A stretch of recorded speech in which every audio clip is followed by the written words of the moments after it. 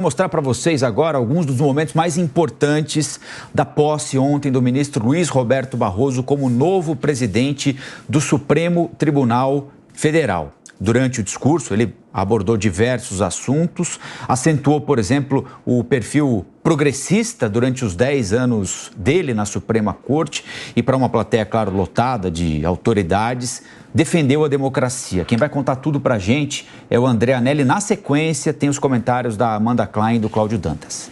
A cerimônia de posse de Luiz Roberto Barroso no STF durou cerca de 2 horas e teve mais de 1.000 convidados. Entre eles, o presidente Lula, diversos ministros e os presidentes da Câmara e do Senado, Arthur Lira e Rodrigo Pacheco, além do presidente do Tribunal de Contas da União, Bruno Dantas. A cantora Maria Bethânia foi a escolhida para cantar o hino nacional na solenidade. Dos filhos deste solo és mãe, gentil, pátria amada, Brasil.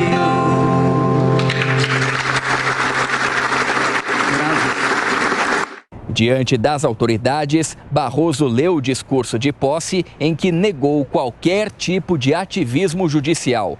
Em referência indireta às recentes polêmicas de propostas de emenda à Constituição, como marco temporal ou descriminalização das drogas, Barroso disse que colocar um tema na Constituição significa retirá-lo do âmbito da política e incluí-lo no direito. Segundo Barroso, a prática faz parte do desenho institucional e, por isso, defendeu o diálogo entre os poderes. Nesse contexto, o novo presidente do STF defendeu a necessidade da garantia dos direitos das minorias. Há quem pense que a defesa dos direitos humanos, da igualdade da mulher, da proteção ambiental, das ações afirmativas, do respeito à comunidade gay, da inclusão das pessoas com deficiência, da preservação das comunidades indígenas. Há quem ache que todas essas causas são causas progressistas. Não são. Essas são as causas da humanidade, da dignidade humana, do respeito e consideração por todas as pessoas. Poucas derrotas do espírito são mais tristes do que alguém se achar melhor do que os outros. Ainda no discurso de posse, o presidente do STF falou sobre o fortalecimento das instituições e também sobre o que ele considerou como o fato dos militares não terem aderido ao que ele chamou de aventura golpista durante o último processo eleitoral. Segundo Barroso, a continuidade dos trabalhos do STF comprova que a democracia venceu e o momento é de pacificação nacional. A democracia venceu. E precisamos trabalhar pela pacificação do país. Acabar com os antagonismos artificialmente criados para nos dividir. Nessa cerimônia, Barroso tomou posse como presidente do Supremo Tribunal Federal depois de 10 anos de atuação na corte. A ministra Rosa Weber, que era a presidente do STF, se aposenta oficialmente no dia 2 de outubro, quando completa 75 anos. O presidente Lula, que é o responsável por indicar os ministros do STF ao Senado, ainda não disse quem vai substituir Rosa Weber. Entre os cotados estão o ministro da Justiça, Flávio Dino, e o advogado-geral da União, Jorge Messias. Se algum desses nomes se confirmar, Lula vai acabar atuando na contramão de grande parte dos apoiadores dele, que defendem uma ministra negra. Enquanto o nome ainda não é definido, o STF permanece com apenas 10 integrantes. De Brasília, André Anelli. Então vamos lá, girar os nossos comentaristas. Bom dia para Amanda Klein, para o Cláudio Dantas, bom ter vocês por aqui. Amanda, o ministro Luiz Roberto Barroso é adepto do iluminismo, não é? O Poder Judiciário pode empurrar a história na medida em que outros poderes não o façam. Ele é o presidente da Suprema Corte pelos próximos 2 anos e assume no momento em que o Congresso Nacional mostra tremenda insatisfação com a velocidade com a qual o Supremo está empurrando a história. O Congresso quer uma velocidade menor ou até uma marcha ré por parte do Supremo. Como é que você imagina, então, ter um presidente do Supremo que é adepto do Judiciário empurrando a história e um Congresso que está incomodado com esse empurrão? Como é que as coisas vão se ajeitar? Bom dia mais uma vez. É uma boa pergunta, viu, Colombo? Bom dia a você, ao Dantas, a Lívia, a nossa audiência. Eu acho que você pegou no ponto nevrálgico, assim, no centro da questão, Colombo, porque o Barroso é essa personalidade mesmo iluminista que você descreveu.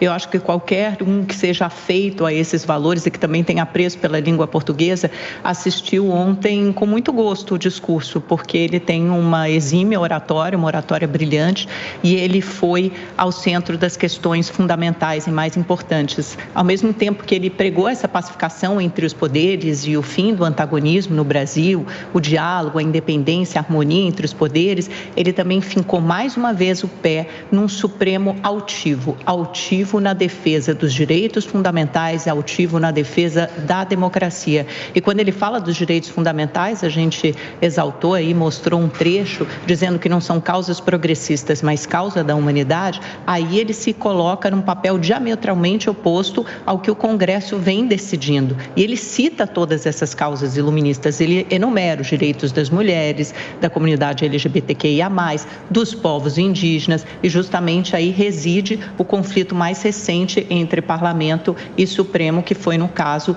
do marco temporal. E ele diz que o Supremo faz essa defesa porque essa defesa está na Constituição. Portanto, e é muito interessante esse trecho em que ele diz que a nossa Constituição é muito mais extensa do que a Constituição de outros países, porque ela abarca os direitos econômicos, o direito da previdência, os direitos de todas essas minorias. Portanto, ela tira da esfera política e joga para a esfera do direito as resoluções de conflitos que muitas vezes são sensíveis e causam polêmica na sociedade. Na visão do Barroso, isso não seria um ativismo judicial, mas sim uma consequência do nosso desenho institucional, desenho constituinte que o legislador escolheu em 1988 ao firmar essa Constituição. Eu acho que é um discurso que ele pode seguir por 2 caminhos e vai depender muito da postura que o Barroso terá à frente do Supremo Tribunal Federal e principalmente como ele saberá contornar essas divergências no Legislativo. Tenho para mim que se o Supremo fez, nessa quadra mais recente da história, uma defesa incessante, fundamental da democracia e precisou muitas vezes talvez avançar em algumas prerrogativas para encarnar esse conceito de democracia militante, nessa próxima quadra da história será um Supremo lutando para manter direitos fundamentais outorgados e garantidos pela nossa Constituição contra parte, pelo menos, do Congresso que é muito reacionária, tem um discurso retrógrado, e talvez o maior exemplo disso seja naquela comissão de família da Câmara dos Deputados, em que eles vão votar um projeto para colocar fim à união homoafetiva, para não reconhecer a união homoafetiva, coisa que o Supremo já faz há mais de 10 anos. Agora, Dantas, deixa eu tocar para você. Bom dia. Bom, apesar dessa análise que a Amanda fez e do próprio Colombo também, ao passar para ela o questionamento sobre essa postura mais atuante do judiciário que é defendida por Luiz Roberto Barroso, talvez consciente dessa tensão que tem se estabelecido com mais força mais recentemente entre STF e Congresso Nacional, ele apontou que pode haver uma certa pacificação no sentido de não pautar por agora, pelo menos, essas questões, essas ações, esses julgamentos que talvez vão provocar ainda mais tensionamento, a exemplo de alguns que a Amanda citou agora. Você acredita que realmente isso vai acontecer? Barroso vai esperar um pouquinho para entrar nessas pautas mais sociais, essas pautas mais progressistas, essas causas da humanidade, como ele disse? Bom dia, Lívia. Bom dia, Colombo. Bom dia, Amanda. Bom dia a toda a nossa audiência.